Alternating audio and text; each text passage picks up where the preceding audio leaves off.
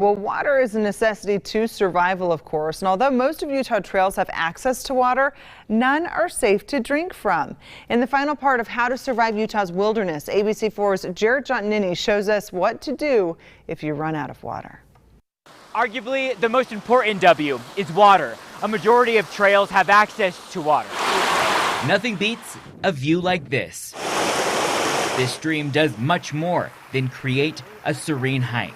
Days without water, weeks without food. You can survive 3 days without water, but survivalist Eric Pearson says on Utah trails, you probably won't have to. So when you're looking for drinking water, why is this potentially a good idea?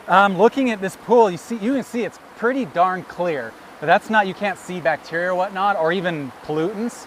But you see the water skeeter, they float on the surface like this guy. If there's any kind of pollutants that rise to the surface of the water and breaks the water tension, they can't survive. Most Utah trails have access to water. We have Rocky Mountain Bighorn, they're a member of the sheep family, and they are typically the ones that carry the parasite Giardia. Pearson says, think before you drink. If you just take a sip of the water, you might catch that, and it takes a day or two to kick in, but when it does, you'll be vomiting, you're gonna diarrhea, severe stomach cramps, and until you get medical attention, it can really mess you up. In 2018, the CDC's last report on Giardia in Utah, there were 60 waterborne Giardia outbreaks related to animal contact, 867 illnesses, 133 hospitalizations, and 2 people died. I would carry a small Bic lighter, some way to make a little fire in case you need to gather water. You can boil the water. You give it the rolling boil for a couple minutes.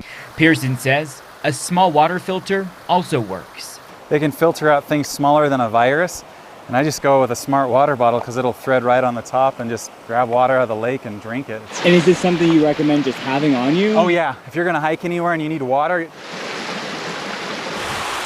The 4 W's are weather, water, wildlife, and wood. Pearson says his life mission, I wouldn't be afraid, don't focus on the negatives. is to prepare people for Utah's wilderness. There's a first step for everything.